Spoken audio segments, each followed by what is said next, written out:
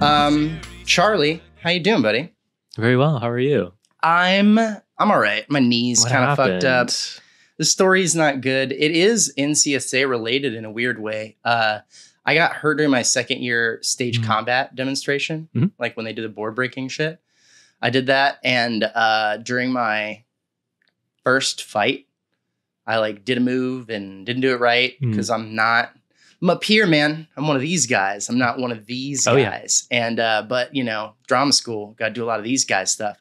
So I'm doing the these guys stuff. Yeah. You know, neck down shit, not my area.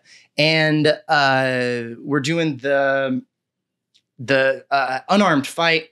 I'm supposed to like, jump over like a sweep leg kick thing. And I did it and I landed wrong. And the knee just goes, and, I didn't walk for like a month almost. I had to leave immediately and go to Atlanta. Damn. Because I was working at Georgia Shakespeare for the summer. And so just no healthcare, a cane from CVS or whatever it was at the time was my remedy. And over the years, I keep having issues every now and then where it kind of slips. And this was the only one since then that took me out for like weeks. So it's kind of fun that it's my 10-year college anniversary and I'm as in pain as I was while I was there. When you first started that story, I was wondering what situation you were in that you had to break a board in now. Yeah, I was like, what did you do? Did you have to do karate chops or? I'm working on my Taekwondo, finally picking it up after second grade. I thought, let's get back to it. It's not true. Oh. I gotta be careful too, because I'm not that sarcastic or sardonic with people on this podcast in comparison to other things. So I have to watch myself. Dry. I fucking love it, dude. It's so up my alley, and I gotta shift into that gear. No one's gonna take this podcast seriously. We have more obvious conversations here. Let's do that though. We'll do some housekeeping stuff as always. At the Elephants, context of how I know you. I don't at all, really. We met really briefly at an alumni thing that John Bowers put together. But man, it was like really fast. I kind of got there early. You kind of got there a little bit later. We didn't really talk or anything like that. You also, I think hit me up in the DMs of the podcast on Instagram. And we kind of just talked about you're enjoying the show and stuff like that. And I want to say that too, to as many people as will listen to it. Hit us up. Like say something about the show. If you are watching, if you're listening or whatever, not everyone, and I've mentioned this before, a lot of guests, I'm like, oh, you hit up the DMs. Almost nobody asked to be on the show. He didn't. Most people don't. They're not like, hey, can I get an interview? They just reach out and say, hey, I enjoy the show. I like it. Thanks for making it. That usually leads to some sort of back and forth conversation where, of course, I'm like, well, you're qualified. Come on the show. And the other reason I'm really excited to talk to you is you graduated very recently. I haven't had as many recent grads on. We kind of talked about this at alumni thing. And in general, you're one of the few classes, hopefully ever, that will have to tell the story of being there during COVID, graduating during COVID, all that kind of stuff. And what that experience was like. Let's start at the beginning and we'll kind of work our way through. My only stock question, Charlie, which is where are you from, buddy? Charlotte, North Carolina. Not even going to say where, what state, Charlotte. The one, the only. Yeah. Born and raised? Yeah. What is the family doing in Charlotte when Charlie is small? What are we doing for work? What's the unit like? Siblings, stuff like that? Yeah, they left South Carolina, which is like the lesser place, you know. South Carolina is viewed as shots fired. Like North Carolina and South Carolina, they see each other a certain way. North Carolina was always viewed as more affluent, progressive, liberal, had better infrastructure. Like if you're there, if you're in South Carolina, it's seen as up its own ass. South Carolina viewed it that way through, at least according to my parents, through inferiority towards Charlotte, and then North Carolina views. I know it's very strange, but this is like the conversations people would have growing up. And then Charlotte is kind of like a micro Atlanta It really is. Became one. A metro center. So a lot of people who which Winston hasn't really grown to that state yet. I think it's important too. We have a lot of listeners, I think, that kind of land in the 2005, 2015 range. That's like a lot of the people that we've had on the show and then a lot of people listening. Right. So, but in my childhood, Charlotte was growing. Exactly. That's what I was going to point out. Yeah. Exactly. It wasn't, well, first of all, Atlanta wasn't Atlanta even when we were at school, because when you were younger and when I was even thinking about going to school, not quite there yet, North Carolina was, you have to at least know about this if you don't remember, the film thing. The incentive, the tax incentive. So that was the 1990s when these fabulous movies came out. The Kevin Williamson and early movies, 2000s, Scream, too. I Know What You Did Last Summer. Right. So yeah, these amazing horror movies come out, and you also have the teen stuff like Dawson's Creek. Right. One Tree Hill. You had, and that was all overlapping in terms of the creatives who were making those things. Right. So you had teen horror, teen soaps coming out, like truly some of the most like influential stuff to happen in the culture back when I must say the 90s just had a different je ne sais quoi to it, when things were just like, they were different. And then I think Hunger Games was the last thing. But yeah, you won't hear the end of how they killed film in Charlotte, and the HB2 bill, which was the transgender bathroom bill, was a huge point of contention. Kind of the icing on the cake for, could we get this back? Oh, no, we can't. It was like the nail in the coffin there. So it chose, the city chose sports over the arts. Right. They have a very robust sports economy, a very robust economy in general, but they chose NASCAR, basketball, hockey, football, of course, Carolina Panthers. That's South Carolina and North Carolina's football team. Right. It's huge.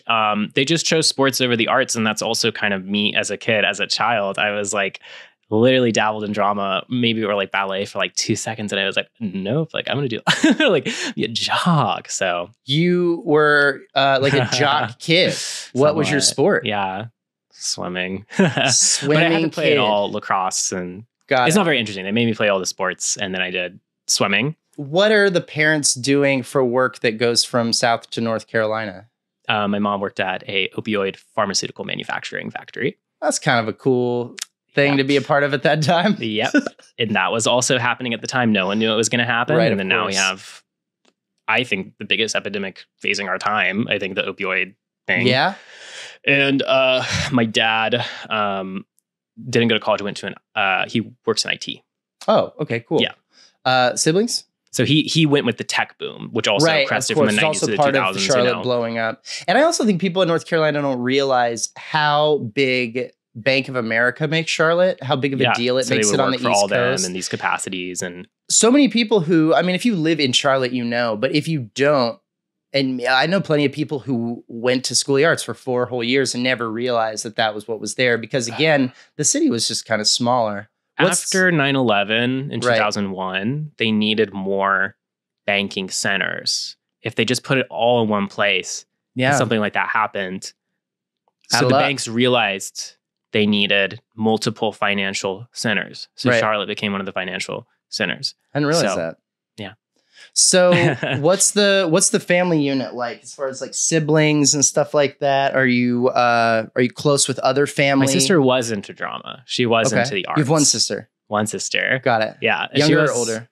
Older, big sister. So I got away with everything. Of course. Little brother. And then she would always tell me, she like went down a very like practical, like lucrative path. And she always told me, she was like, I feel so jealous of you. You got to be gay and go to art school. I never got to do all that, but you're the little brother. You don't have to meet any of the standards. So. What is practical and lucrative for her?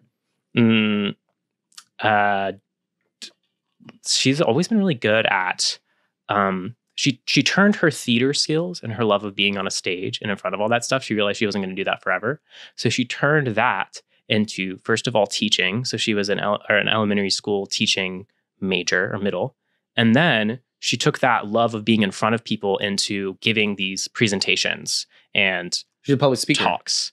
Well, she's like a manager at like a really big tech company. Oh, cool. And so something about that world is you have to have perfect poise and the ability to give these slideshow PowerPoints in front of all these companies that you're consulting for and stuff. So you strike me as someone, you say you dabbled a little in drama and ballet.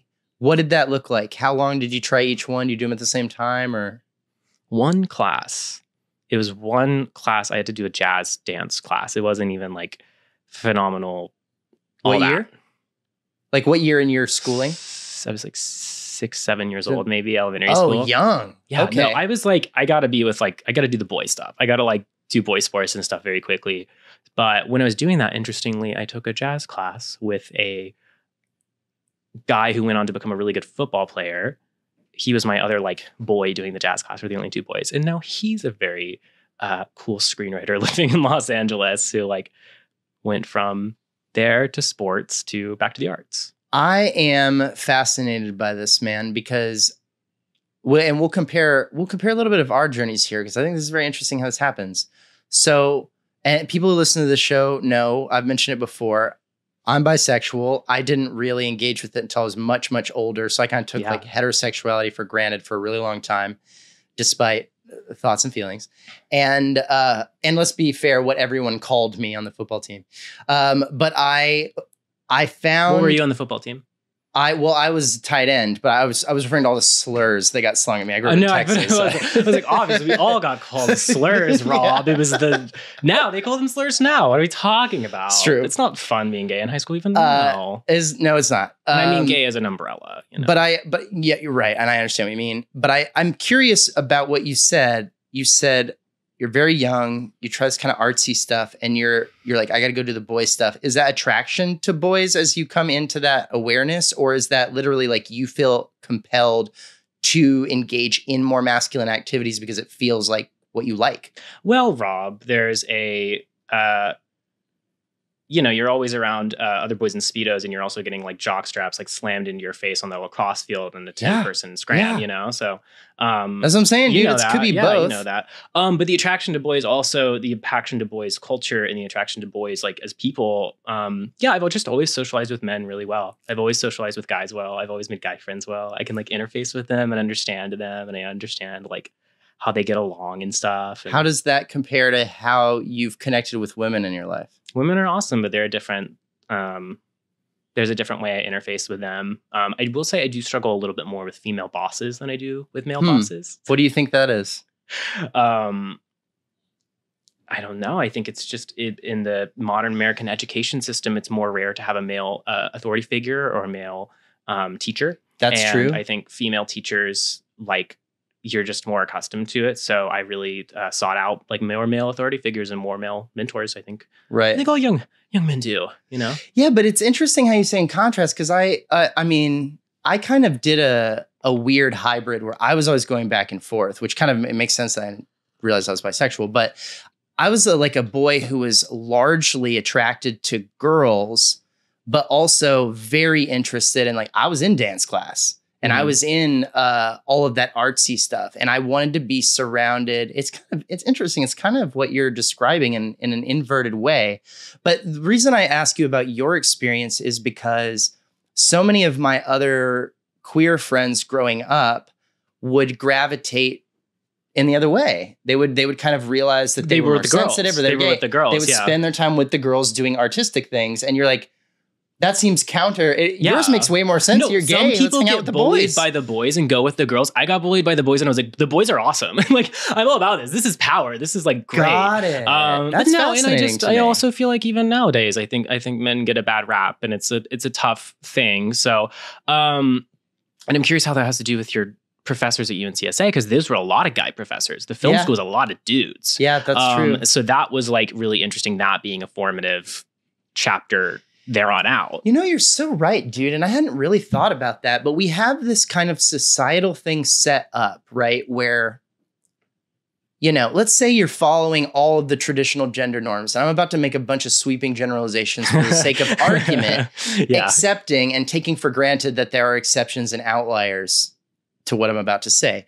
But let's say you grow up in a male-female father-mother relationship, and you grow up with a father that is working and a mother that is home with the kids. Mm-hmm. Let's say that's your dynamic. You're starting mostly and largely quantity. You're spending time with female energy. Mom's in charge for the first little bit. Yeah. Then you go to school, and like you said, for like the next 12 years, unless you get into sports, women are telling you what to do. So I've always loved. But then you enter the professional world, and it's traditionally, depending on your field, inverted. Right. So after 13, 15, 18 years of ladies telling you what to do, whether you're male or female, you enter into the world and now it's all guys telling you what to do. Yeah. And you're like, that's an interesting dichotomy, dude. I don't know if I'd really wrap my brain about it being that way. Were you really hyper aware of that at the time? I was hyper aware of so much, yet so not aware of so many other things. Like what? Like, so this is also me being one of the younger people that come on your pod. Right. I always tell people this, but like when I was 14, I knew what like pronouns were and like trans stuff. And you know all this stuff. You have all this knowledge of like what Black trans women of color are and all these things that were out there in the world. And yet you don't even know your own self or how to sort your own self out or what you're attracted to or who you are, how to like live in the world. So everyone's really, and I noticed when I would teach in high schools, everyone was really equipped with a lot of language, and people don't have knowledge of self. That comes way later or never. What do you think the fallout of that is in contrast to like someone, you know, I'm not like a million years older than you, man. It's just like a one generation. No, I don't How old do you think I am? I don't even say that as any kind of defensiveness because I'm not. I say it to point out like, despite the fact that we went to school at different times and I was older than my class, so I'm even a little bit older than I would be had that lined up. But that being said, it's barely a generation, if that. So I'm like, if we see just that gap between the two of us, what do you think is the impact on kids' identities and the way that they go into things like making art or go into things like political activism or the things that they're like, let me go do this with my life. And like you said, there's so much more input and almost not enough processing. No, you can't process. How could you? You can't process. It's like, and that with high school, you've got so many boxes to tick off and so much stuff to do. I don't think people have as much time just doing the like classic, like, you know, like Dazed and Confused, just hanging out, spending copious amounts of time with your peers. I don't think people get that much. Did you go to a high school that focused on things like rank and stuff like that? Were you I went to a high school with 3,500 kids, so it was very hard to rise up in the class rank. Did you know what it was on a regular basis? Like what your rank was? Or no, was that you but paying I think attention to that? No, I was very lucky in that I could do the whole academic thing. And then when I was 16, 17, that's when I discovered like more artistic things. And I was once again more drawn to film than drama. And yeah, like that was cool. And I was free to explore my artistic side and my academic side and a lot of other stuff. Like I kind of made time for all of it. But I will say that it's just undeniable that like, I just think like the younger people get and the more the years go on, like the younger kids have a lot more structured time, a lot more quantitative life. Like a lot of what you do is quantified. Was with standardized testing. Right. That's another huge standardized testing. Which really became big. Quantified social lives on social media, like all of these things. Right. Everything's numerical. Quantified. Yeah. So, we need a little bit more right side of the brain. Just let it go and flow and be. And no, I think that's absolutely right. And I think that that's one of the things that I'm seeing as kind of a progressive new age hippy dippy thing, which really should be treated as like, maybe we all need to spend some time on this, which is like, you'll see these, you know, on social media, you'll see an article somewhere like this teacher is not doing homework anymore. They're like, go home and spend time with your dog. I taught at a elementary school in Atwater Village where you got like a pronouns name tag, and this was for like really little kids. What are your thoughts on that? I think we're yet to see what the fallout is going to be. I think we're yet to see the fallout. Such a nasty word. It makes it sound like it's going to be like bad stuff's going to happen. No, I think it's just, I have no idea what we're going to see with the generation that grows up with a more like fluid concept of all this stuff. But once again, I was aware of some of these things when I was 14. I was aware of like, you know, the Stonewall riots and like so much stuff. I had Tumblr, so I learned about the Stonewall riots and the Tulsa massacre and this crazy, you know, this like almost this like UC Berkeley level of like hyper leftist thought. Right. And I was introduced to all that. And you know what? I still ended up a pretty boyish boy who was into the stuff I was into, like even being introduced to all that stuff via internet cultural diffusion. I still ended up liking what I liked. So Here's something that I want to talk to you about, man. I think this is this came up on a recent podcast. When it airs, I'm not sure, so I won't drop the name of who it was, but we were talking about how the school is different. Someone who graduated more recently. Okay, yeah. And they were talking about how things have changed, and we were really trying to get into, as best we could, kind of the nitty gritty without just accepting that like completely different people are in charge of certain things. And so it's just different. That's just how it's going to be. But then it's like, what is the difference in the education that someone might be getting now versus then? And the two biggest things that I can think of, at least that affected, I would think, drama and probably film the most since I graduated, are COVID and Me Too. Both of those things really changed the industry. That was the first year I went into college. 2017, the fall of 2017 was the year that Me Too exploded. And that was the first year of my first semester of film school. And so, okay, so let's get into this a little bit, because I feel like the COVID thing, not so much, but the Me Too thing has a big part of this. All of the gender and sexual identity stuff we've been talking about is also a part of this. The person I was talking to's assessment of the culture at the school was that at least you can only tell while you're there, but it seemed like, and I hear about this. I don't want to sound like fucking Trump over here with people just saying, but I do hear from a lot of different people on different campuses that this trend is pervasive, which is the faculty want to help the students have a better experience. Of course, the students want to have a better experience. The faculty are confused about what the right moves are to make sure that they give them the experience. And these issues that they're struggling to understand and work with seem to be better understood by their student body than by themselves. So they solicit the opinions, advice, and overall intention of the student body to inform how they, the faculty, will then conduct the school in order to be sensitive to all of these different things. While that line of logic makes sense to me, it does obviously present the problem of students wouldn't be present in front of faculty if they didn't lack information. The whole point of going to school is you don't know yet. There's a lot to learn from that older generation. So the question is, how much do you, I'm going to be kind of plain on purpose here, and blatant. How much do you let the kids run the school? You just left in the big scheme. I think that conversation is being had more at that school and at schools like it than it ever has, because in my assessment, Charlie, and this is my final parenthetical, and I do want your answer. That was already happening at other liberal arts schools in America for like a while on a slow creep. And the conservatory idea was really resistant to that, because they're like, we have an old time-tested structure. We hired people who have already accomplished a lot in this industry. So we're taking it for granted that we are very well informed in how to teach you.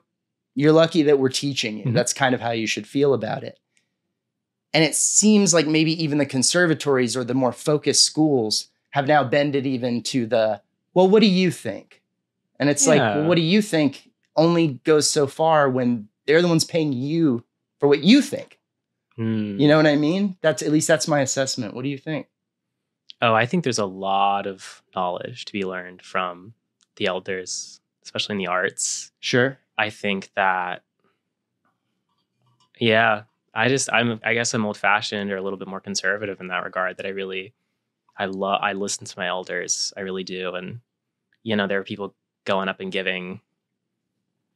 Those teachers knew about Me Too. They were there. Those teachers knew about some of the liberal and progressive things that revolutionized the film industry. They were there. They were making, Dale Pollock, the old dean of film, he was this young, wide-eyed, Jewish, liberal from the East Coast, Hollywood Reporter writer in the 1970s in Hollywood. I mean, he saw the Wild West, right. And he won his first, I think it was a Pulitzer for writing about the Teamsters and unions and stuff. All this stuff, unions. Oh, we've discovered unions aren't new, dude. Like, right. All some of the stuff these guys have been doing, and then so yeah, I feel like I'm a little bit more conservative on that side, because there were people talking about racial reckoning and racial revolutions and stuff like that. And I was sitting there and I'm like, you guys aren't asking, my professor, Ron Stacker Thompson, who was a pioneer of the New Black Arts movement and who worked with Maya Angelou and Winston-Salem, like lived at her house in Winston-Salem. And they were in San Francisco and New York. And he wrote the first play and he was the first Black Jesus on Godspell. And he wrote a play about, Frederick Dunbar, Douglass and Dunbar, Frederick Douglass and Frederick Dunbar, who were these two Black writers who had this friendship and relationship. And he wrote a musical about it and premiered on it. But people, they lose this history. They don't want to. So I just am big on the listen to your elders train. And I also think there's room for both that and some really radical new people. And I do think that this is less college. Mixed feelings about college, but in the industry, in Hollywood, I think some of those older people that don't have something to teach anymore, which a lot of them don't, that don't want to teach anymore, that don't want to help the younger generation, they need to step out of the way. And let the new generation lead. What does that look like? What is stepping out of the way? Retiring. Stop making things? If you don't want to mentor people, then... I think there was a great article where the holy trinity of Mexican film directors sat down and talked together. Cuarón, Del Toro, and Iñárritu. And the three of them... basically all came upon, they're kind of talking about the future of cinema, just shooting the shit last year. Those guys have been friends for forever. And Del Toro said he's the thing about the modern film industry is that it really did used to be a lot more of a mentorship system. It really did used to be a lot more of training people on the job. And you got a job and you got trained and it took years and years and years. And by the time you came through it, you worked for a lot of people and it was really, you had something. And, which I don't usually think about this perspective, but Del Toro said he's people are given the reins way too soon. Just take the years and the years and the years to learn the craft. But there's a thing that's changed in that dynamic. And I was just talking about this in another context with somebody else about a completely different industry, which is what industry? I was talking about farming. Farming. Wow. Yeah. Very different. And I was talking about how in my family, because most of my family going back are ranchers and roughnecks, oil workers and stuff like that.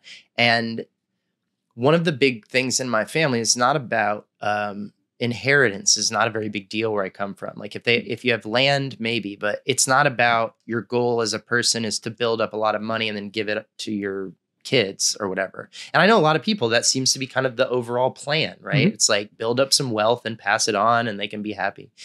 And, okay. But my family's attitude is that is not that valuable. The legacy, the whole point is you pass on the values and the skills. Absolutely. You teach them how to do the things and care about the things that you did so that when you're gone, those skills and those values still exist in the world. They're still contributing to what we're all doing.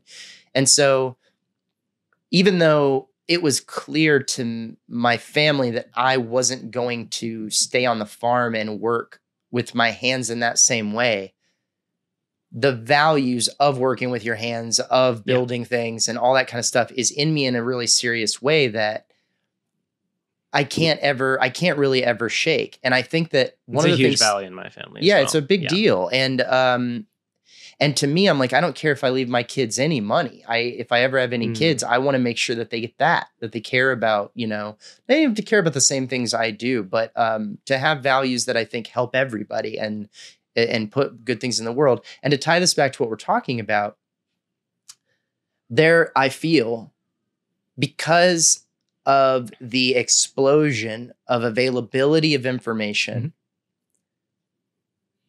skill sets no longer live entirely in people that you have to get them out of in order to learn how to do it.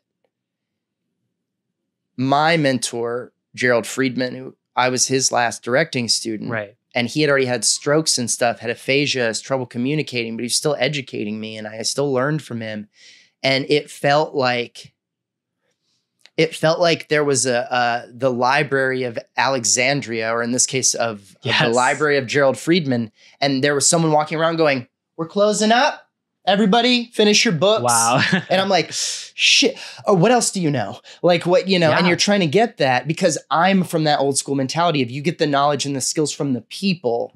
More so than you go anywhere else for it. And I think that whether you can get the same education from like watching a YouTube clip versus taking a class with a person, I'm not even here to say one way or the other. Honestly, I think I'm too old and dumb to even equivocate those. But I will say one of them didn't used to exist. Mm-hmm. And so there is a lot of mentality, even in people who aren't the same age, of like, but we should be teaching each other in the space, doing the things together, being like, oh, hey, kid, next time use this wrench. Like you should be proactive in your work, in making your skill set available to those and passing it on and doing all that kind of stuff, because that's where we brought up. But when the information's all out there and you don't have to go pry it out of an old man or an old woman and you feel as though you can just go get it, whatever that means, it changes the way people think about being qualified, about being a craftsperson, about trade. I mean, listen, Dale, the professor I mentioned, trained under David Geffen, the biggest name in entertainment ever. He was the assistant to David Geffen, and that was what he did for like, I want to say 5 years, and then he became his own producer, came onto his own. Ron was the assistant to, I want to say, Bill Duke, who directed a lot of Black action films in the 1980s and 90s, but he was also close friends with Michael Mann, who was like coming up above him, and he was an assistant for like years. And I was an assistant very briefly to a famous like Beverly Hills like fashion photographer, and like hear all the stories from like old London about like Andy Warhol and Basquiat, and we used to do this, and you cannot learn that stuff in another way than I tend to agree with you, man. Having to look into the face of the old way of doing things, which we all overly glorify and fetishize it. Sure. Obviously, there are new cool ways of doing things now. Obviously, there's not one right way, but like, of course we glorify the old way of it. It's like so cool. But there seems to be a thing, and you don't seem to experience this, Charlie. And please tell me what it's like for you when you talk to other people that are your age in this way, which is, like you said, it's like they miss the context. It's like the Overton window for their awareness of history has gotten so much shorter in such a short period of time. Even in entertainment, which modern entertainment is not very old. It's not that much research to do, really. The big ones, you spend a semester studying film and television since 1950, you're going to be pretty caught up. Like, you may not know how to make all of it, but just knowing like, actually, we've come this far. This used to be a big deal. This was the first person that was openly gay that did this. This was the first all that identity stuff you care about. Understand when things happened and when they took place and how things changed. And I just feel like the farther we go, the average 20-year-old I talked to, whether it was in 2000, 2010, now, in 10 years, it seems to be a progressive thing of what they're aware of that's happened. Is smaller, especially in the immediate future. I think we're all kind of dumb about ancient history. People only know what they know. And that used to be the thing we made fun of. It'd be like, this guy doesn't know wars and stuff. That's off the table. No one fucking knows wars anymore. I don't know enough about wars. No, nobody knows wars. That's probably gone. Important. We're all off the hook on wars, people. You don't have to know wars anymore. But you do. When was it? Czechoslovakia? It was 2? Whatever. Dude, that no one shit cares. With the Baltics. Nobody cares. I gotta learn it's about over. that someday. We're done. We'll never catch up to that. That's a far and away dream that we would know those kinds of things. But like, you talk to people who say these blatant things that like are sweeping generalizations. And then you're like, except for that one, what was the one that just happened? And she's not even a young person. It killed me. She got on stage and I like her. She's a female director and actor, Elizabeth Banks. She was like doing a thing and she said, Steven Spielberg's like never made a movie with a female lead or whatever. And like said that on stage in front of all these people. And they're like, The Color Purple. Oh, like, right. Oh, shit. Like it's like people want to jump to be like, this has never happened, or this is the first, or this is the thing. Yeah. They're not so diligent in making sure that that's the case because they don't go look into it. But you don't seem to have that kind of brain. You're very aware. You seem to know like the touchstones. Why do you think that made its way into the way you think? And then what's your experience like when you talk to other people your age who are not like that? Well, I think that the modern era can be very hostile sometimes. So I think I do like go into my antiquarian interests as kind of like a... What's the word you just used? Antiquarian. I learned it from H.P. Lovecraft. No, I love that. What's that word mean? Fave, but no, let's go. An antiquarian is a person who loves the antique. Oh, got it. Sure. It's like a 100-year-old term, but I love that. Appropriately, it's kind of outdated. And I really have something, you got to remind me to tell you about my like UNCSA drama deep dive into the 70s. But please. First, I'll say that a lot of it's just, I'm of two minds, because on one mind, I love like looking into the past and just learning from it. And for example, the movie Babylon that came out last year, I was watching that, and it's about silent film. And in a really like reductive way to put it, Babylon helped me realize that right now, the whole TikTok era, TikTok is just silent film. The original silent film was people who didn't have talent, who couldn't act, but they were hot and charismatic and could move their bodies well. Right. And that is what TikTok is. It was something to look at. It's just people moving their bodies, and it's commotion, but it's also timing. It's also like, it's literally the original silent film stars were like not Shakespearean actors. The Shakespearean actors poo-pooed them. Like they were just like hot, charismatic people that happened to be in Southern California at one point in history. Right. When the machines showed up that could capture what they were doing. Yeah. So it was literally the exact, but if you watch the films, they're so physical comedy and timing based and like verbal. So like, or nonverbal. So I mean, when you really think about it, like that comforted me in an era where I'm like, I don't know if I can like wake up another day and have to look at another Instagram reel or TikTok as like these like things that are so, you know, like there's just a lot of cheap, dumb media. Like there's a lot of it. And I don't know if I can like live in a world where this is like more dominant than movies or TV. But in reality, like we've been here before, guys. Yeah. We've been in a time when people would go to the Nickelodeon and like watch movies that were just about like these very like, cave painting or more like cave shadow images of like people like having. But how many other people your age are recognizing the parallels between the silent film era and TikTok media? You do see what I'm saying? That you're kind of pointing out the point that I made, which is like, yeah, Charlie, you're sharp. Yeah. And you seem to be locked into art in a really careful way. And I don't mean careful like delicate. I mean careful like you care and you're taking the time. And my curiosity is like, what, I mean, we're just two people kind of pontificating uselessly here, but what is the future of making stuff if everyone's awareness of the past is so short-sighted? I mean, someone's going to stand up in a few months and be like, I wrote the greatest pop song of all time. It's called Jesse's Girl. And it's motherfucker. Which they do. That happens all the time. Like the top songs this year were Nicki Minaj chopping up other rap songs. Which and don't get me wrong. I love a mashup. I love a remix. I'm a big Quentin Tarantino fan, you know? We take the themes that we love and we remix them into a new thing. I'm not against this.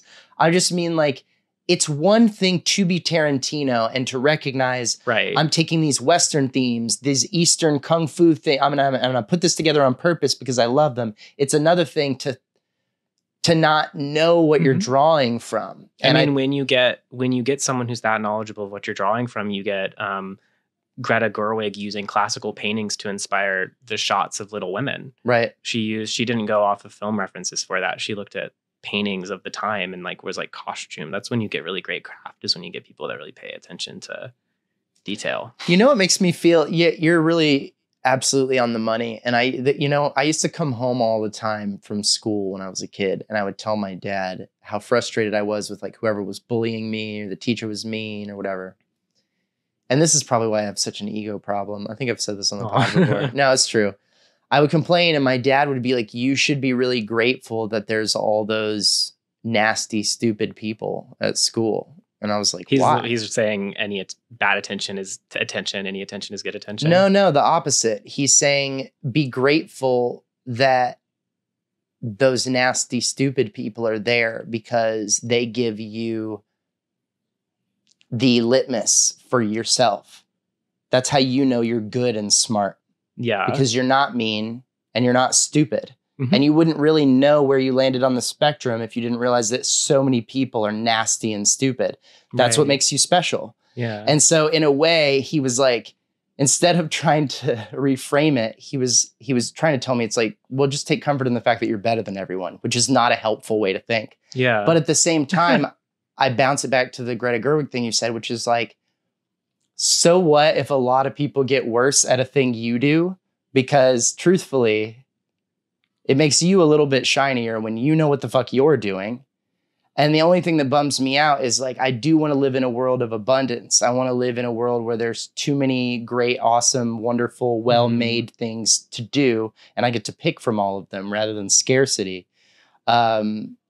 But I agree with you, man. I think it's cyclical. I think a lot of what we're dealing with is stuff that's going to come full around. But the big difference is just the volume of information thing. Yeah. It's like there's so much TikTok to watch. They don't have time to watch. You know, they might make time to watch something like Citizen Kane or Gone with the Wind because some old person, or they saw it on some Criterion list or a thing, whatever. Like they might do that, but they might not watch Beverly Hills Cop. You know, they might not watch like Pretty Woman. You know, they might not watch Guns of the Navarone. Like there's things that just may slip by them because there's just too much. There's just too much to get to. And there's so many great things that trickle down into that TikTok you like. They're doing a Scorsese joke. You don't even realize it, you know, which maybe that's fine. But to me, part of the fun is like seeing all that work to. It's like watching Family Guy and not knowing American culture. How would you get a single joke? God, Family Guy is amazing. I love it. If I could be a writer on one show. But my wife didn't grow up watching TV or being that locked into American culture. So when she watches it, every joke about an 80s movie or a 90s TV show or an outfit or it just goes over her head. It's so like Seth MacFarlane loves like razzle dazzle show tunes, American culture, baby. Like Family Guy last 80s vestige. Movies and Broadway, and no one knew that's of what American that show culture was. that's fallen into the water, right? Now, fallen into the ocean. Yeah. So you said something about School of the Arts 70s deep dive. Yep. Like that? So that was, I think, a fitting conclusion to this is, I was like trying to learn how to write screenplays, and I had written a couple. And then the first one that I wrote that really hit, that I really learned how to write something, was something that the UNCSA screenwriting program was really focused on research third year. Okay. You had to do these really strange things for your curriculum. It wasn't about writing at all. We had to go to a hospice to meet a man who was dying and interview him. I had to go to an AA meeting or an Al-Anon meeting to meet a bunch of addicts or people who are suffering from addicts, and like just sit there for 2 hours and listen. And I, for a while, did like an interview project where I met a lot of UNCSA professors from the 70s because I was really interested in like AIDS at the time. Or like I have all these photos on my Instagram and stuff. I have all these cool photos of like UNCSA from the time, and I was like, this got to be like a cool like secret history backstory here. And like, of course there was. And then there's like tons of like cool stuff. And that was how I learned, you know. And so I wrote this screenplay about like the years before AIDS, when the school was this libertine, crazy place, because they actually, at the time I was writing that screenplay, it was the time of the pandemic. And actually, no one will tell you this, and a lot of this is take it with a grain of salt, but they shut down the school during AIDS and everyone had to go home, like COVID, because there were so many gay students. And because so many people and just straight students were we can't teach 3 kids in this class. Half the damn group is out or gone. So many people got it, and professors, of course, too. Right, of course. Professors.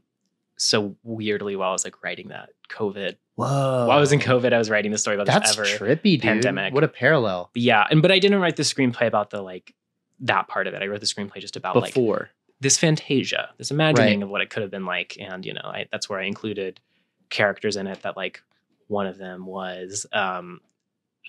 his name was Bartleby St. McLeod, and I can't remember who the real guy's name is. So good. He has a very like similar name to that, but he was the son of 2 UNCSA professors, and he went on to become a New York Times theater critic. Gerald would have known him. Yeah. And Robert. I almost feel like, all that adds up to something. And that's how I met Robert remember. Bessida. We got lunch and we talked for a long time, and he gave me this ginormous textbook sized book called Who the Devil Made It. He might have told you about it. Who the Devil Made It? Interviews with famous film directors. And it's just 1,000 pages of old boomer film directors talking about it.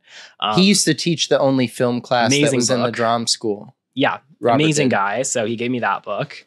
And there was that and Beth Petty. And I was already really close with Dale Pollock, who wasn't around till the 90s. But yeah, I just was really fascinated by that time period and all this history. And it started with a craft fascination with photos, because we can never see those plays. That's the thing that's amazing about theater, but it's also, I mean, film's amazing. It's literally transports you to another time period, like the film Cruising, the William Friedman film. William Friedman recently died, but the actors in those films, or the scenes that were in the like clubs in New York in the 70s pre-AIDS, like there's no footage of that world anymore. So many people and humans, and it was such a different place. And the only footage we'll ever have is in this like sleazy cop, serial killer movie that's amazing.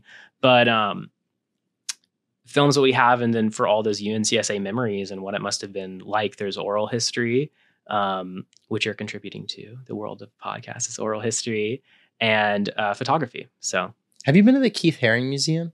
No, the exhibit that's here at the Broad. Have you been? Yeah, cool. I went on my birthday. Cool. It's fucking amazing. You have to go.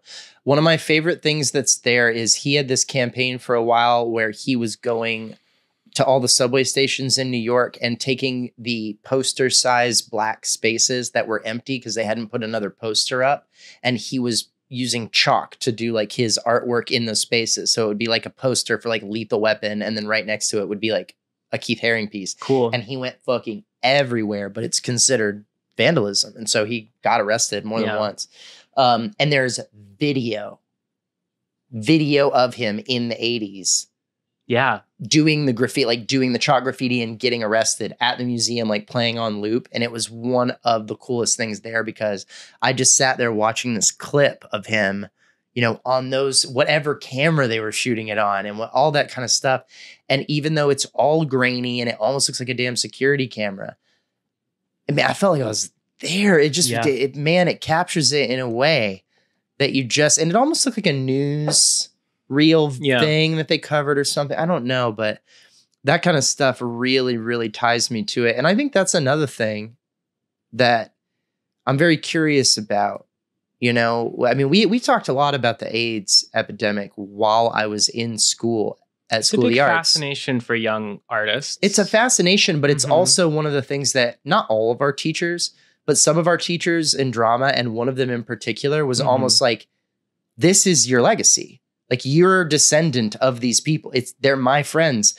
I would have other people here who might be teachers alongside me teaching you if this hadn't happened.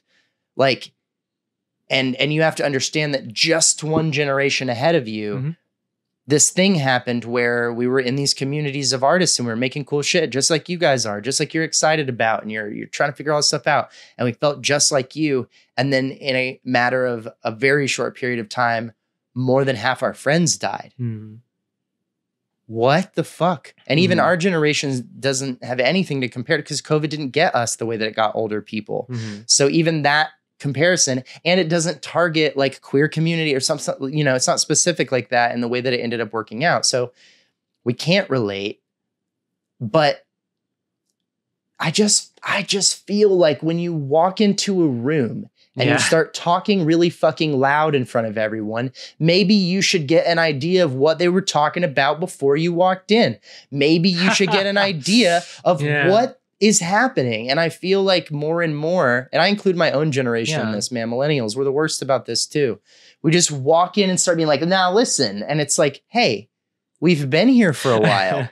Doing shit. You were joining something here. Absolutely. Not starting something. And I really appreciated that my teachers went out of their way to kind of be like, you're joining something. Yes. You're not starting something. That's what I need right now in my current work. I have some great artist peers, but I need more. Like, I don't know if that's like an LA thing. Yes, it is. Or like everyone's so spread out. It's so hard to find. Like, I've been here 2 years. I've met some amazing artists, but I don't feel like I'm in that scene currently. You know what else though is a part of it? And it's taken me a while to figure this out about LA, because people have said that for a while. Like, oh, it's because we live far apart. No, it doesn't. That's nothing to do with that. I'll take a fucking hour and a half train from the Harlem to Brooklyn to hang out with my friends when I live there. Yeah. It's not that. It's not the time. It is, I really think it's the way a lot of the industry works. And what it is that in New York, when you're young and you're an artist, everybody of course, would love a sweet ass gig that pays really well. There's not that many of them. And so what happens in New York is a lot of people make their own shit. They're like, oh, well, if they're not going to give us the sweet ass gig on Broadway, we'll do our own theater, right? The minimum wage isn't even as high there. The jobs just we'll make it happen on our own collaboratively. That's the theater solution and the film solution in New York. Yeah. In LA, we all want the big gig at the big show. For the most part, that's what people want, even if it's for a little while. So then later you can make your own thing. But it's like we all would love a big gig at a big show. And the thing about LA is they don't say, fuck you, go home, we're not interested. They say, we can give you a little thing on a little thing. And you're like, sold. But you can't bring your friends. And now you don't have time to make a thing with your friends. Wow. Because you have the little thing on the little thing. And then you get a little thing on the big thing. And you're like, I can't, guys. I gotta, I'm almost at the big thing at the big thing. It feels like you can at least get in, participate. You could PA, you could something. And now that I guess we have time to make a movie because no one will hire us and we're all working at the same bar, doesn't happen. Yeah. Oh, totally. Yeah. It also, we get a little bit more spread out. That's an element. But I really think it's more about how the mindset works in making stuff when it's like, you're not going to get hired to be a first AD on the next Marvel movie if you're a film student. That's not like the thing that's going to happen for you. But you might get a PA job on like Barry season 4, and that ain't nothing. You're like, fucking, that's huge. I want to go be on that set. It's a PA, but I want to take that. And that exists in New York for sure. But I find much more of the community. And then that's the other big part, Charlie, is there's more film out here and there's more drama in New York, and dance is kind of split and the rest of them kind of are all over the place. But the truth, and no one has possibly thought of a way that there could be another city where we could do all of this. And that could never. When they start having enough jobs for us to do that, we'll go there 100%. And we got people in Atlanta and we got some people in DC where there's some theater. Yeah. But it'll always be where the work is. And I'm one of them. The number of people that would live somewhere else if they could still do their job. But for right now, that's how it works. And I think it also has to do with community size. You know, I can't speak to film because I was never in the film school, even though I was in 2 of the others. I was never in film, and so I don't know what it's like to be a film student out here. But I did live with 2 film students for the first 2 years that I lived in LA. My 2 roommates were both film grads from 2009 and 2010. And the amount of other film buddies that like came over to our place, which was big enough to host, was low. You know, it's like they all have their things. They're doing things. Yeah. And the collaboration was a little bit more limited. And I just think that's an LA, New York thing a little bit. I really long for, and I'm kind of utopian about this. I wish we had a better alumni network. This podcast is part of my effort to try to do that. I'm not going to take on the nonprofit job of running the alumni thing. The school's tried many times in different ways to do it. They have a new group of people working in advancement right now and working on alumni stuff that are great. My buddy John Bowers, who's been on this podcast and we're old roommates and best friends, is involved with that and planning events. We got a homecoming coming up. It's super cool. But it is a drag because I will tell you this, bud, and you'll probably find this over the years as you've been out of school longer, and please hook up with me later. Let me know if I'm right about this. There's like an ease, a comfort, a vocabulary. Man, I just can't talk to or make things with anybody else as efficiently and as comfortably as I can with even strangers at School of the Arts. Yeah. I just meet one other person and I found out you went there. Dude, I don't know you, but I'm totally comfortable talking to you. Mm-hmm. I feel like we could go work on a project right now. And even if we saw it differently, we'd probably figure it out and get it done. And like, and I can't say that about every single person I went to school with, but I'll say this. The people I went to school with that I maybe didn't click with, I bet you I'd click way fucking better with them now than I ever did at school because I have the even bigger context of how valuable they are in all the ways I just mentioned. You know what I mean? Are you finding that with other people that you went to school with? Were you close with a lot of your class? Are you out here making stuff with people or? What's that dynamic? I live with two other film students. Your age? The year below me and then the year below him. So okay, got it. 2 younger. I always was kind of like mentoring people as best I could. I do, yeah. UNCSA people are like my phone calls I get and have with UNCSA people in other places, not just New York and North Carolina, but just everywhere, are like very valued and cherished. Like those phone calls. In LA, yeah, definitely. It's like you said, people are so talented, but they're in their own lane, you know, they're doing their own thing. Yeah, they're so talented. Like I can't. That's the thing I'm actually optimistic about. I think I just need to be a little bit more proactive myself and like instigating those relationships and like reaching out to you and like, but yeah, no, my friend Ashley is an amazing writer. She has a great job at a studio. She's like just amazing, sensitive, deep screenwriter. But I had to instigate that friendship. So like the day I came to LA, I called her and she was like, Charlie, what do you, and I'm like, I know I only hung out with you once at Ron Stecker Thompson's house. I know I only talked to you a couple times, but I'm going to be your best friend now. And I'm coming to your house. I love and this. Then I came to her house and then, yeah, we've been really close friends for 2 years now. Just so I get a sense of it. And I just want to, cause you know, a lot of times at school, like I said, or on this podcast, we talk about kind of the act 3, which is the after school. That act is your shortest act right now, which will change in time. So I want to kind of replace that with maybe this last question will help me get an idea of it, because I think I know. Obviously, screenwriting is your thing. Obviously, storytelling is your thing. It really seems like you are interested in trying to tell stories that don't occur to you as obvious right away. Mm-hmm. If you were to cite a show that's come on or a film that's come out in the last 5 years, let's say, maybe I'll give you 10, that you're like, man, I wish I could have just been in that writer's room. Yeah. I wish I could have sat with that person as they made that thing, because it's damn close to a thing I would have made. Mm-hmm. Like, it's just my sensibilities. It's the kind of characters. It's the whatever. What do you feel like lives really close to that? That almost like, man, if that could be my next mentor, that would be dope. I have a couple answers. Yeah, sky's the limit, man. I keep very meticulous lists of all the stuff I like. Good. That's a great idea. One per year. So I have like a 2022 year and a 2023 year. And I also like just don't want to be one of those people who like wants to be in the industry but like can't like answer that. And I like to ask actors that question. I like to ask them because that's my gauge as to whether you're a good actor or not a good actor, but like one that like really has it or not. Because I'll ask, what's your dream role? What would be a role that you know? And a lot of them go, I don't know. I'm an actor. There's no such thing as it. But then some of them just go, they know it. Yeah. They know the movie star. They know the role in the film that they've seen in their life. They're like, I would be great as that. And I love that. I want to work with those actors that were like, I would be great as that. And I'm stalling because I'm having a really hard time like thinking of a TV show.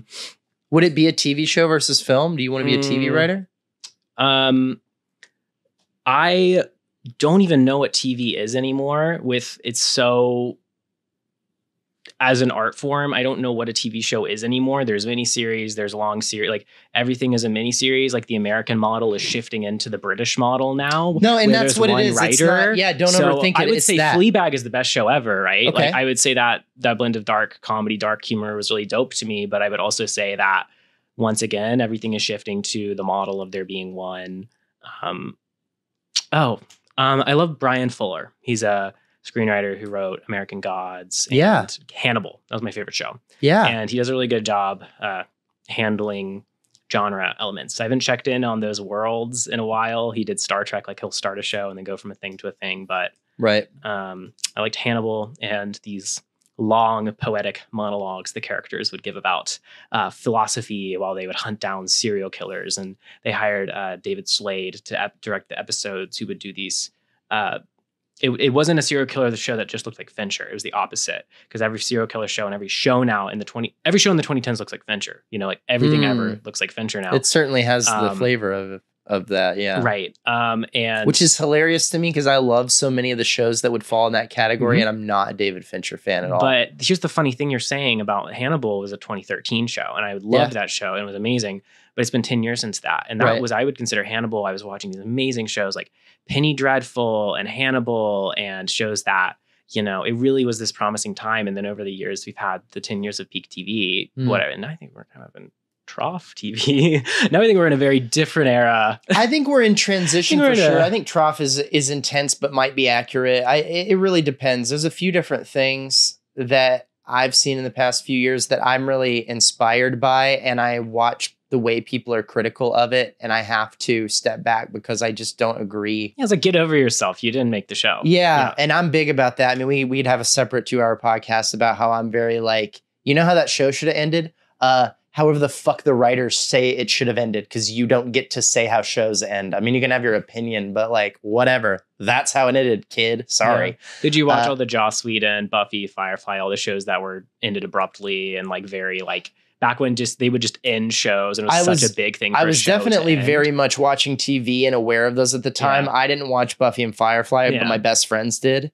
Because now these shows just end. Shows just end. Shows don't live anymore. They don't have years and years and seasons and seasons. And I love this idea. I like the idea of, and Vince Gilligan kind of hit one out of the park with this style. The guys over on Lost did it too, which is you've got a mega show on your hands and you say, no, we're going to write an ending. Like, we're going to end it on purpose. Whether you end up liking what they do with it or not, I love the idea that people said, we want to finish it up and go do something else. Like, whatever. Like, that's a great show. The other two just did that. They did 3 seasons and they were out. Barry just did it too. Ted Lasso did it too, where they kind of just made a plan after they got the hit. And we're like, oh, okay, now that we've got a hit and we like what we're doing, let's make it an arc so that we know where we're at on it, which, you know, we study storytelling at all is pretty fucking helpful. One of my favorite shows from the past like 20 years that had the opposite problem, which is it's kind of fun to go watch. And then you watch, you're like, man, they didn't know what they were doing. Showtime, Californication with David Duchovny. Sure, yeah. Every season they were sure they were going to get canceled, so they wrote a series finale every year. And so Same for like Buffy. 7, that was the thing about Buffy. They would always end it with a crazy finale. It's got to have a series finale. And then the season premiere of the following one has to do this like backpedal story of like, that guy's not really dead, or it was a dream, or now they're going to go over here. And I get that, because when you're working there and back when the model was what it was, I mean, I think that's what you had to do. You want to make sure it's good, but you also don't want to leave people hanging. But I think I like the transition. I like long movies, you know, and I like the idea of a series being a long movie. We just finished the first season of The Bear. We're behind on that, the Hulu show. But another great one. It really just plays like a long ass film. And as someone from the theater who has the patience to hear a 3 or 4 hour story, I love binging like 4 episodes of half-hour drama where those exist. Because that's another thing that I hope climbs up, and that's why I like The Bear. Half-hour drama, man, we can do it. But how do you leverage that with the level that we are at now as creators? Well, you're creating like a long-running work of like a long-running like talk show, but how do you leverage that with people who want to be creators, like a generation of people who are empowered by technology, but in a lot of ways less empowered? How do you leverage everyone wanting to like make these massive, long, sprawling shows, but really in terms of resources, your best chance is making something really small? If no one likes small things anymore. Yeah, no, I see what you're saying. And I think there's a couple of things there, right? I think we accept that the big things are to be worked towards. They don't have to be all of media. Yeah. I think I would love to see, and I don't know how this happens. I think it would have to happen on a streaming platform that starts taking chances with this. Yeah. Which is, and you really would have to start with almost a who's the guy who does American Horror Story? Ryan Murphy. Ryan Murphy. You would almost have to start with kind of an anthological kind of Ryan Murphy approach to it. But I would love to see more shorts. Tell me a whole fucking story in 15 minutes. Everyone gets started. Yeah. That's the thing. People are like, oh, I don't want to make a short film. Like, what? But you have to create the appetite for that by making and showing great ones that are not made by amateurs. Yeah. So you need... That's why they show us first semester of the first year of school, UNCSA, a class just on short films. Right. And you watch like weird, strange, horrifying short films from like Poland, from like... Yeah. Like the 80s, and you're like, what the fuck? And they still get made, but because no one wants to spend the money on distribution for short films because they're worried what do I watch now? That only took 20 minutes. Like, well, now what do I do with my time? Or 40 minutes, whatever. But they're one of my favorite films ever is have you ever seen Six Shooter, Mark McDonagh? Yeah. So, which is really kind of the precursor to all the movies he's made with Brendan Gleeson and Colin Farrell and stuff. And it's a short and it's weird. And I don't normally like shit like that. I'm very mainstream in my sensibilities and aesthetics. I like the normal down the aisle kind of stuff with a dry sense of humor. That's enough for me. It doesn't have to be weird. It doesn't have to be special. If it does, I kind of get pulled back. But I still think about that fucking movie all the time. And the only reason I watched it was because some other nerd gave it to me. Not because it was showing somewhere or on a platform, or I couldn't get to it. It was a fucking QuickTime file, man. I watched it on a laptop because someone was like giving it to me like a fucking VHS tape in the 90s. I'm like, you gotta check this out. And I got to watch it because someone gave it to me. But I don't think here's the problem with the shorts. Where do the ads play? And if you can't figure that out because there's no act break, or it's not long enough to sell like a film that you're going to sit down and really take your evening and take your date to, how do we sell it? What is the value other than it's great? I mean, short form content is like, they tried it with Quibi. That didn't go well. Right. That didn't go very well at all. It's like we can't find a difference between 40 minutes and 60 seconds. That didn't go. Yeah, trying to get different short streaming platforms off the ground hasn't gone well. It's got to live in the big boys. TikTok is short content, but it's YouTube is the closest thing we have. YouTube's great. YouTube is great all the time. I have YouTube Premium, man. I pay for YouTube Premium. I don't even give a fuck. They just raised the price. I was pissed. I'm still paying for it. I'm not watching ads. I watch YouTube all the time. I think that's our closest thing, you know, and they had Red and they had Premium. They've tried to do their own little original content stuff. But I really do think, dude, I think if there's ever going to be an appetite, a hunger, and a world where shorts, which are the easier thing to make and to learn on, really have an audience, the big boys got to find a way to, on Max, when you turn it on, it's like new season of Sex and the City. Fucking here's this TLC thing we added from Discovery. Here's a movie, and here's a series of shorts that are made by huge names, and they're starring huge names. So you're going to give them a chance, even though they're a new format. You're going to try them out. With like the Antonio Banderas, Pedro Pascal, gay cowboy movie that Almodovar directed. I didn't see that. That sounds great. And I think Almodovar also did The Human Voice with Tilda Swinton. It was a big like. He'll go out of the way to do stuff at Con. David Lynch got a short film. They did about a monkey on Netflix. Oh, this man. was a while ago, but he just made a short film with a monkey on Netflix. It's like 5 minutes long a while ago because some of them have to be 5 minutes long. I agree. That's like, I'm of two minds. It's like, what I like to consume and what I like to, or what I can create. And I think I also like to consume Wagnerian epics and, 7.5 hour. I read Matthew Lopez, The Inheritance on a car ride recently. It's like 7.5 hour long play in which he's got 80 characters. Like it's great.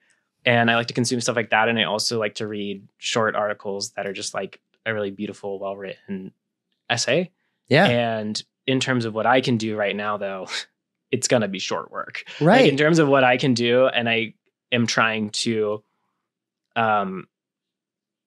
yeah, but I'm pretty cool with that. I'm pretty cool being like, I I think that's my most Gen Z trait, is that I am creating things that are very short and work for a short attention span, particularly in writing, like doing like shorter essays that pack a punch, or well, and you're at that point in your life and in your age where, to answer the question again that you brought up, which is like, how do you leverage that? How do you reconcile that everything is super long and big, and then you got all these kids who want to learn?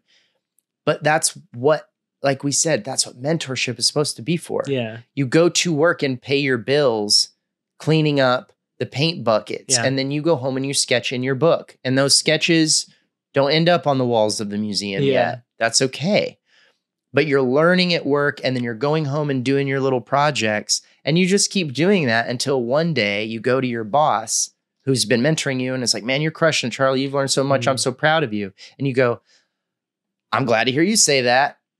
I have the script. It's done. I've got 15 grand. I need this. I need that. I'd like to do it. How can you help me? And then when you have all of that kind of in your hands, someone who has seen that when you're given something, you don't fuck it up all the time. That's when it gets happen. That's when it gets made. That's when it happens. That's when it all kind of, and then once you make the one short thing, the next thing you make is a little longer, or you make two, or you make a full length feature, or you make the pilot. I mean, I just finished a pilot that I'm really pleased with. Mm-hmm. I'd really like to shoot it this year. I've been saying that for 4 months.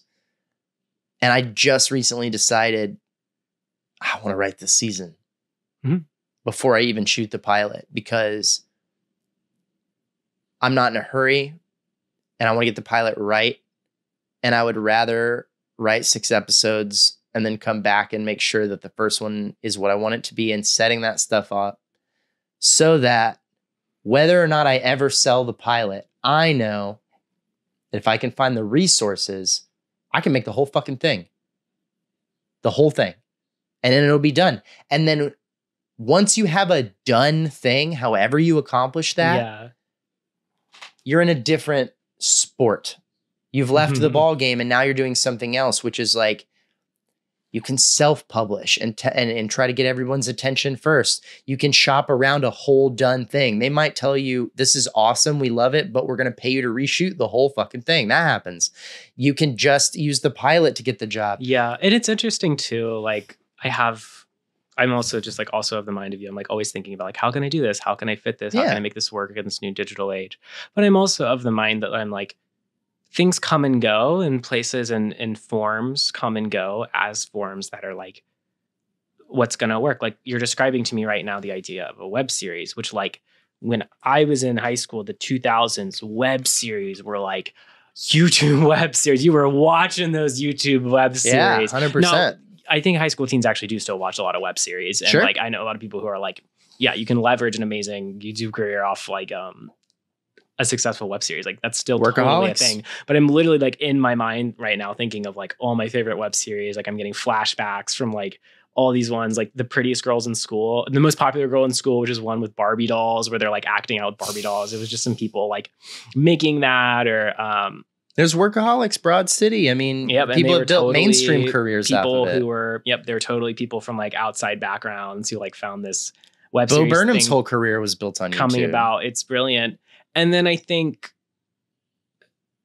that was really embraced much in the way that, you know, in LA that was being embraced, right? The YouTube, go for it, be a YouTube, like they film, something happened. Studios. Yeah, film, and then they did YouTube, and that was amazing.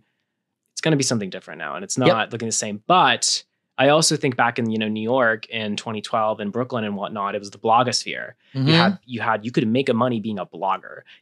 That's how Mindy Kaling got started. That's right. That's how Gia Tolentino, who now like writes on BJ Novak's show. Perez Hilton was the big thing when I was a kid. Yeah. Like, you could make a money being a blogger. They had the blogosphere, and then it was all shut down by like the Hulk Hogan lawsuit, and they like shut down. Like, but it was crazy to me that like, just 10 years ago, there were people in offices in New York City who created an ecosystem of the free press called the blogosphere. And it was, you know, not just like The Cut, but The Toast, but the, you know, Jezebel and Gawker and all that stuff. Like, they created that, and just as quickly it went away. Right. And I do think that Yeah, I don't know. It's scary. Yeah, but you know what doesn't change or go away? What doesn't change or go away, Charlie, is the skill set of the storytelling. Right. Because like, if you have a story about a family that opens a restaurant and you get cameras and you get lights and you get microphones and you shoot and you have a script and you get actors and you shoot the thing and they run the restaurant and then it opens and then it closes and then end and then credits and you make it. It may not easily translate because it depends on how you do it, but that can get cut into something shorter. It could get drawn out into something longer. It could get cut into tiny 1-minute episodes. There's so many things you can do with it once you make it. And I think the practice of the making is the way harder skill set to build. The adapting to how should we cut this into a thing that people will watch is a new, evolving, kind of confusing thing. Yeah. But I think we can roll with that as long as you keep the skill set of knowing how to make the thing. Like how to tell an engaging story hasn't changed since Greek fucking theater. It's just the same. People get confused. People get excited when you tell them something might happen soon and they lean forward waiting for it to take place. You know, when the knife is on the edge of the counter going like this, we're on the edge of our seats waiting for the knife to fall. It's human nature. Yeah. And that's what I think to all you people who are like maybe younger than me at UNCSA, I think, and people who are in the UNCS sphere, I want to say is that the technology is going to change. Exactly. But it's the principles. Correct. Like I had a cinematography student tell me one time at UNCSA, they were like, the ARRI Alexa and the Red camera, which is what is basically our God right now, the cinematography program, will go away. Yeah. There will be a new thing. What matters is the principles: lighting, composition, contrast, shadows. Those are so. And you're going to get on set and they're going to be like, we have Sonys. Yeah. I mean, you know, it's like, even if they're not away, they may not be the thing that you get. And I think it's universal. That's why also when I went from having a degree in like directing theater and then trying to enter the world of television. The proscenium is the screen. It's the camera it's the frame. Same thing. Yeah. And the hardest part is this, and this is what I always tell younger people because I feel like they get a little lied to about it. And when I say younger, I mean younger than you. It does translate. The skills do translate. No one will ever give you credit for that. They will not agree with you that that is the case. You can take a lifetime of theater and go make films, and you do need to learn some new shit, but it translates a lot of it. You can go make other things that are very similar. You can go from being good at drama in high school and then taking that into public speaking, and it translates. But when the people hiring you for those gigs look at your thing and it doesn't say the thing they do right now, it says some other thing, even if it translates, they don't give a fuck. They're probably not going to give you credit for it. They're not going to go, oh, well, you did theater, so you're ready to work on this TV show. They're going to go, oh, you've never worked on a TV show. I don't know. And unless you really impress them on a personal level or they're your cousin or something, it is hard to convince people that your shit will transfer like that, which is bonkers. Because if you get them at a fucking barbecue and sit down next to them and you're like, get to know them and talk about your history in theater, they're gonna be like, oh shit, well, yeah, I mean, you could definitely do what I do. It's not that different. But I tell you, and I just recently mentioned this is the example I give. When I got out to LA, I started working in reality TV.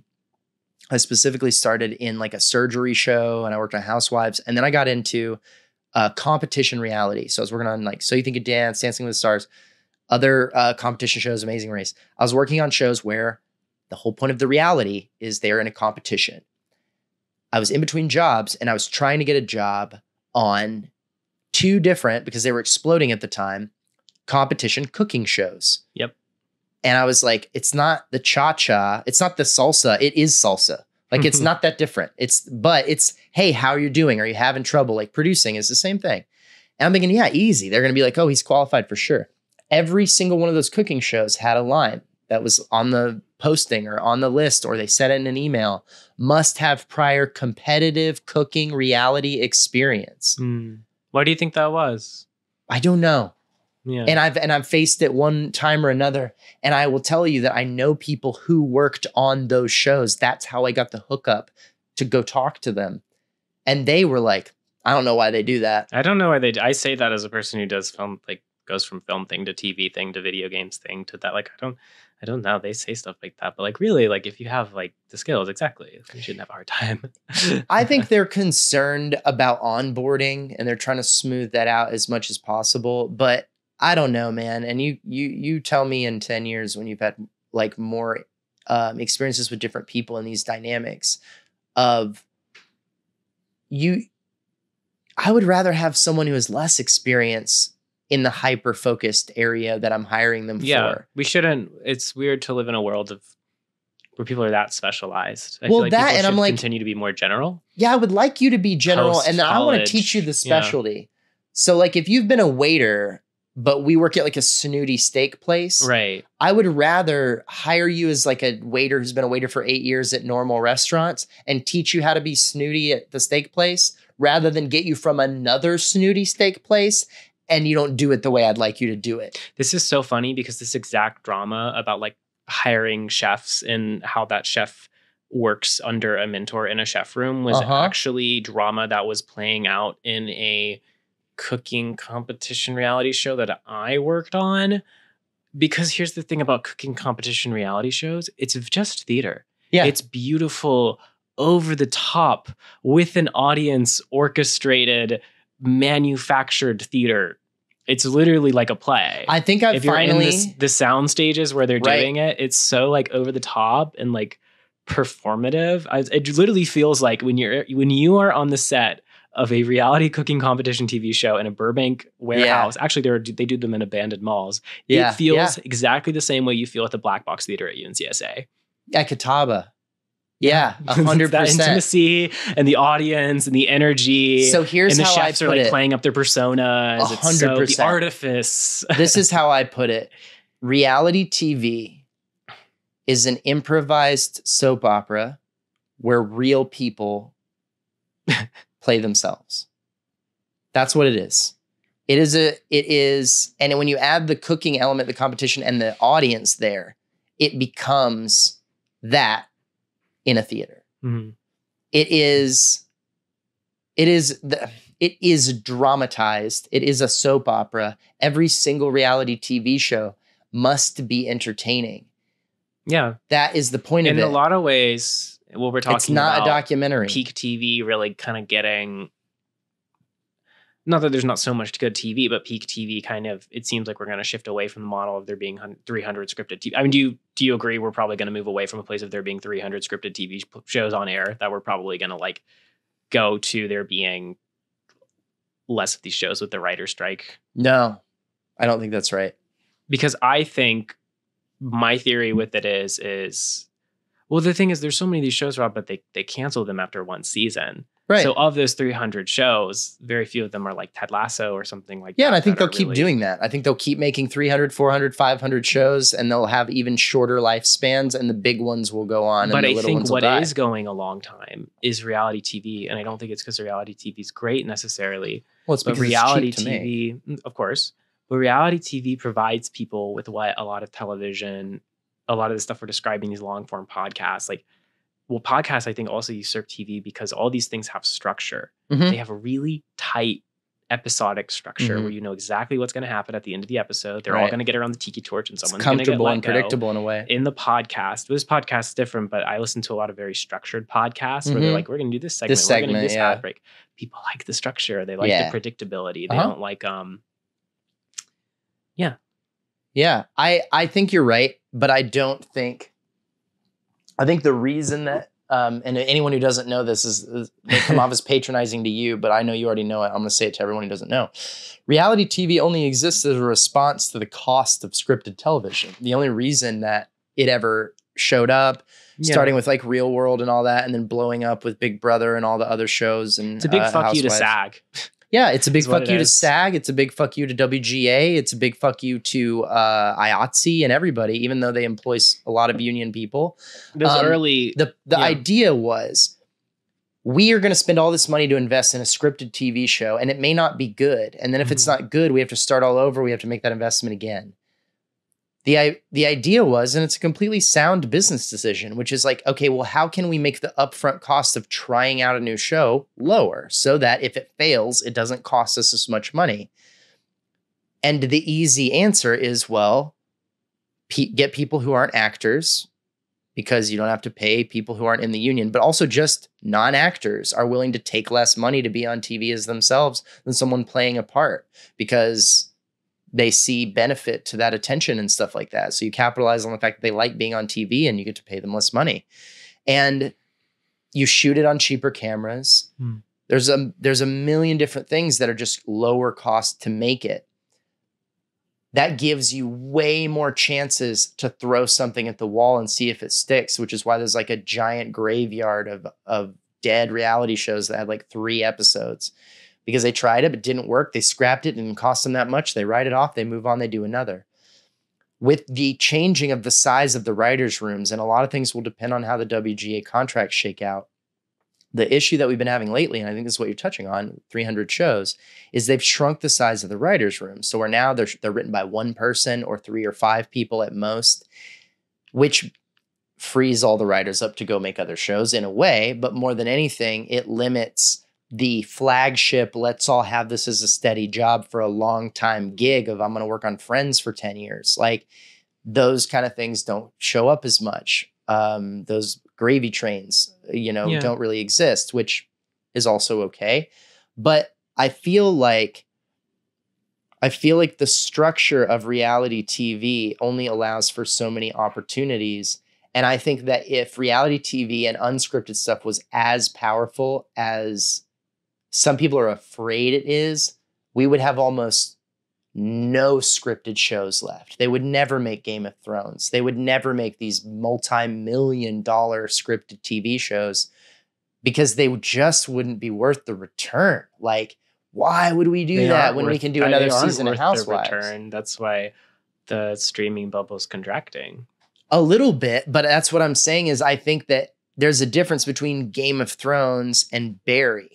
There are shows that you can do, The Bear. There are shows that you can make that are great, that are powerful, that tell good stories, that are employing actors and writers. Do you go to film festivals? Very few. Very few. Yeah. And mostly because I have found that the smaller ones, it is hard for me to keep my attention. Yeah, like amateur film festivals are hard for me. River Run in North Carolina is pretty good. I don't know. The bigger ones I've just never ventured to go to. At some point, I tried. Yeah, so I've been to River Run in I'm North from Carolina. Austin. I've never been to South by Southwest. I heard that's a really good one in the AFF. I've heard that too. I've never been able to afford it. I went to Sundance because UNCSA sent me there, and it was a really great experience, because I think all this stuff you're talking about right now, like just seeing the young talent, seeing people who, and a lot, some people get picked up by an agent while they're there, some people, but like seeing a young talent who made something you could have made that's really genius, that does everything with a lot of limitations, like all that's there all the time. Right. And I do see why people become these, like my friends who are critics become like, they get into the like festival world and stuff like that. I do see why it's so exciting to people, because it's exactly what you're seeing. It's like, it's a space, and it's also a space where you're just seeing a lot of people. Maybe it's like a theater festival. I haven't actually been to a theater festival outside of just seeing a lot of plays at UNCSA. Like, it's just like, I could have done that. I could have done what that person did. Yes. And maybe that's why describing all this stuff, it becomes a bit alienating to me, all these shows and stuff, because it's almost more exciting for me to watch films and see stuff that people have done that I'm like, I could have done that with my friends in Echo Park, Right. But that will change as what you feel like you're capable of grows. Yeah. So when I watch a show like The Bear or Barry, it doesn't feel a million miles away from making it. When I write a pilot, I see it like that. And I think when I make it, it's going to look like that. It may not be that good. I'm okay with that. But you have to in your 20s, man.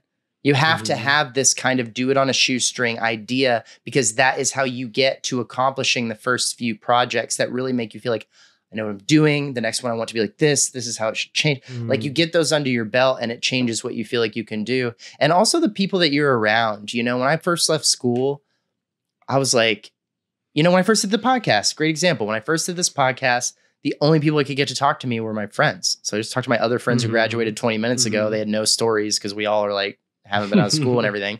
But we started with that. And now over time, it's a completely different experience because I talk to people who graduated in the 80s. I talk to people who graduated very recently.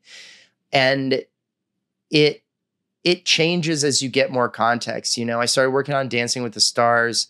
I did like 6 seasons with them, and whether they were new or old or young or whatever, I met so fucking many celebrities. And that kind of also became, I worked on a couple other like celebrity competition things. I met so many fucking celebrities, dude. And I met some growing up, and I was never a big like starstruck guy, but like I've at this point, it doesn't feel like it's way over there.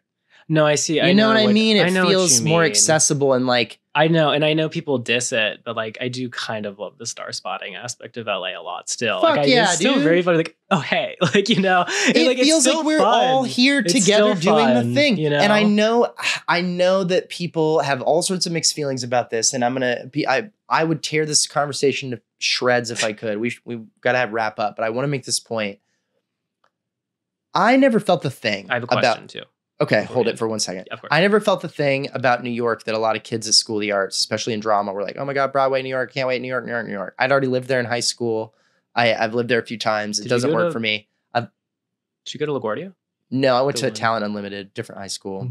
But I've never had that passion for it. Even when I was a kid and I moved there the first time, I wasn't like, wow. I was like, this is cool. I felt that way about LA my whole life. Hollywood. I'm overly fetishized it for a really long time. Not just the city, but the notion that all these things I've been watching my whole life that I love so much were made right there and right there and right there. And to this day, I don't really get over it. I've been on the Warner Brothers tour like 4 times. Like it. Yeah. I like Hollywood. I like the history of film and cinema and mostly TV. I'll be more specific. I'm really a TV nerd. Okay. And for me, I never get over, you see some celebrity, I don't go, oh my God, it's fucking Matt Damon. I'm like, but you are like, I work near Matt Damon. Like he makes millions and millions and millions of people entertained, and there's so many people agree that he has value in certain ways. And I'm right over here in the same place trying to do a similar kind of thing that he's doing, which is make stuff that makes people happy. And even if I don't work next to him on a project, it feels like we're all here trying to make, and as much shit as we get for being LA and for making the things we make, the whole goddamn world runs, it feels like, on the culture we make in this city. No, exactly. It feels like you're a part of it. I'm also from the South. I'm from Charlotte. I mean, it was just, this stuff was, people honestly actively disdained like life on the coasts. Yeah. They really thought it was like heathenistic. Some of them still do. So it's just, and some of it is. That's also part of what's fun being here. Yeah. Oh my gosh. Let's be honest. Oh my gosh. Yes. But what was your question? It's just cool. Exactly. It's like every day I'm like, oh, it's cool just to be here. Yeah. And, you know, I don't really get over going through it. Yeah. My question was, we both like Family Guy. You really like TV. We just like ragged on a lot of like not so great TV. We talked about some prestige TV, but like, what's like a thing that is almost unanimously considered by the world to be bad and trash? Could be reality, could be something like Family Guy, that you're like, no, actually really good, and you will like die on that hill. That's a great question. It's a good podcast question. Because to me, it's like general. Family Guy. Like when you mentioned that I'm like, I will stand up and talk about how Family Guy and American Dad are like phenomenal TV shows. I think only because it's the example you started with. I'm bummed because that probably would be one for me for sure. I'm not religious about watching it. I still do watch it, and I still keep up with modern episodes. It's not universally panned because when it was on, it was universally beloved. But now there's this huge movement in my generation and in yours to say that the show Friends is bad. And has all these blind spots about culture too. They give it a lot of shit about being like homophobic and all these different things. Yeah. I'm a huge fan of that show. If you're sitting in this living room, you see the influences. It's not subtle. I'd have like a Friends themed wedding. I don't accept it as like a perfect show. by any means. But I will go to bat for it really fucking hard in a few categories. And I don't fight fights about art with people because I think, like I said, I don't, if you say something really ignorant about art, in my opinion, and just in my personal opinion, it sounds like you don't know what the fuck you're talking about. I don't go out of my way to fight with you about it because I don't think you know what the fuck you're talking about. So I don't see the point in trying to get you to agree with me when you started somewhere else that I can't even relate to. Right. You have to like learn to just like give it up, just like drop it. If we're in good faith having a conversation, one of the number one things I see about the show Friends that drives me crazy, and this is true about anything when people say this because it's so stupid, is it's not funny. And it drives me a little bit crazy in my brain anytime someone points to something that is comedy and marketable and successful and try to say it's not funny when what they mean is I don't find it funny, which is a perfectly reasonable thing to say. But it drives me crazy as someone who loves comedy and loves being funny and working on that stuff. And I write on a comedy show now. It's what I do. I take being funny maybe too seriously. And I don't want to get up my own ass about it. And truthfully, it's like, I always think about that South Park episode where Jimmy tries to make the comedy awards and everyone's like, the whole point of comedy is you can't take it seriously or it doesn't work. And I think that that's true, but I don't like people saying that things, comedians, shows, whatever. I don't like the Big Bang Theory. I did not enjoy it. A lot of people did. I can't say that show's not funny because it was a comedy and it made millions and millions and millions and millions of dollars every week. Like, and people watched it and they laughed and the audience went and they laughed. It is funny. It just doesn't work for you. And the thing that I would really go to bat for is I think the 6 people on Friends, all in really different ways, and I still rewatch it to this day, all of their comedy technique is just fucking amazing. Like, they're really talented people in really different ways. I'm a big fan of that humor, and that 90s sarcasm really is just a part of my sensibility. And I think that there will be a time when we, just like we do with kind of 80s humor, we look back and like, man, 90s humor is even now, it's very specific. It's very sarcastic. It's very eye roll. It's very under your breath. It's very dry. And I think it's so wild that show, which was like the #1 show in America for a long time, now has this big wave of like, yeah, it always sucked. And I'm like, that's fundamentally you're flawed in your argument because they're the first TV show cast to make $1 million an episode. They weren't unsuccessful at making people laugh, dude. You don't get to say that. So I think that's one of them. Family Guy's definitely up there because I really just appreciate their sense of humor. All these things you're describing have just amazing comic timing and amazing comic understanding of space, time, blocking, physical acting, physical comedy. It's not just that the writing was good on the page. All these things you're describing were masters of vaudevillian comedian humor. Dane Cook. That's someone that to this day, it's hard to find someone who will stand up and say they were a fan. And yet he was the highest selling comedian in history at the time when he was popular. And people love to be like, he was always terrible, or he doesn't write real jokes, or it's all about jumping around and being silly and he doesn't have punchline, whatever your critique is. And that is a great example of like, I'll go to bat. You want to go line by line, I'll break down why he's funny and smart and I liked what he did. Yeah. And I think that's also just something I've always been willing to do. And I think it's important for young artists to have that sensibility. I've got a bunch of things in that I don't think fit the exact description you said, but I've always said like, I like things that people turn on and I stay with them. Like there was a while, and I don't know if you remember this at all. You would have been pretty young, but there was a while where Ben Affleck was a famous actor in America. He was a #1 actor and everyone thought he was handsome and beautiful and talented. Yeah. And then out of nowhere, everyone hated him. He was the worst actor in America. And he made his movie with Jennifer Lopez that people didn't like. And it was his relationship with her and everyone made it a big thing. Geely. Okay. Spelled Gigli. They were both 2 of the biggest stars in America and they made a movie together and it was bad and it changed. He kind of fell off the map. He wasn't a big deal. People hated him. But Rob, then he came back as a director. The trash that I like can also be, and this is a bit of the Seth MacFarlane thing, but this was also, like Fashion Police and TMZ. But sometimes the trash I like People were kind of like able to be a little bit meaner towards like people were so mean. The culture was so mean. We were so mean. And it was like fashion police, like Joan Rivers, like I fucking love Joan Rivers so much. Like the meanness can't even be as good anymore. Like the meanness was like when I grew up on that, Joan Rivers, Don Rickles is one of my favorite comedians of all time who made his entire career off of being mean to people and they right to their face. Just watch old Joan Rivers clips. Watch Joan Rivers and Don Rickles and get an idea of how things have changed as far as people's personalities. Yeah. And I think more of that is around the corner. I think we're responding to that. We got to wrap up. Trash? Dude. Oh, we'll find some trash. We'll find some trash, me and you. Yeah, we'll find it. Charlie, thank you for taking the time, man. Thank you. I really appreciate it. And we'll have you back on soon. Okay. Thanks, dude.